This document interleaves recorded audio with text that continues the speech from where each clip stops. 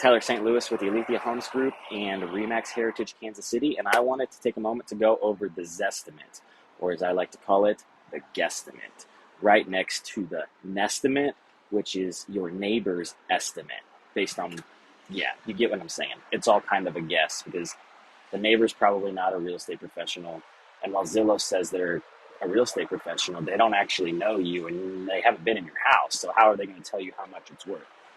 But that's just what this estimate is. It's a guess, and it's a guess by taking, market data they have, how much past homes have sold for, as well as data they have on your home, how many square feet you have in your home, how many garages, bedrooms, X, Y, and Z, which a lot of that's public record, so it's not hard for them to get, but then they just accumulate that information and make a guess, and that's where you get your Zestimate. Now, again, they don't know you. They've never been in your house. They don't know what the inside of the house looks like. They don't know what upgrades you've made or what downgrades you may have made, but they're still trying to give you a guess, which I don't think is necessarily a bad thing. At least it's not a bad starting point, but you need to understand what it is. With that being said, they've actually got data on the Zillow website talking about the median averages. And I find it interesting to use median averages instead of just the mean or the real average, because I'm assuming they're trying to skew the data a little bit.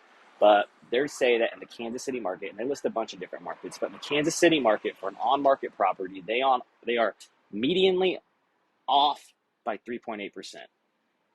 For an on-market property, or for an off-market property, sorry, that was for an on-market property, 3.8% median average off. So they're trying to say they're roughly 3.8% off for an on-market property. Now, if that's a $250,000 home, that's close to $10,000, plus or minus, up or down, whatever you want to say, or however you want to look at it. So you could be leaving $10,000 on the table if you're just basing it off Zestimate, or you could be, losing $10,000 thinking your house is worth more than what it really is.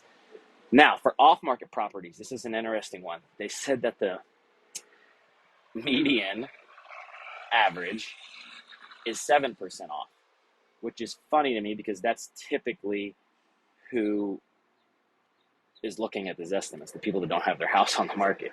So with that being said,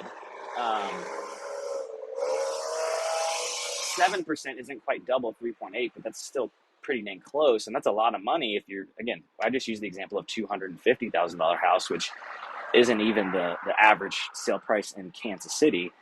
So it's interesting to see what these numbers mean. So I'm going to post the link that shows those differences in the bottom of this, but I hope everyone's enjoying their Tuesday. If you have any questions about Zestimates or Guesstimates or neighbors' estimates, the Nestimate, feel free to reach out at aletheahomes.com or 816-716-6762.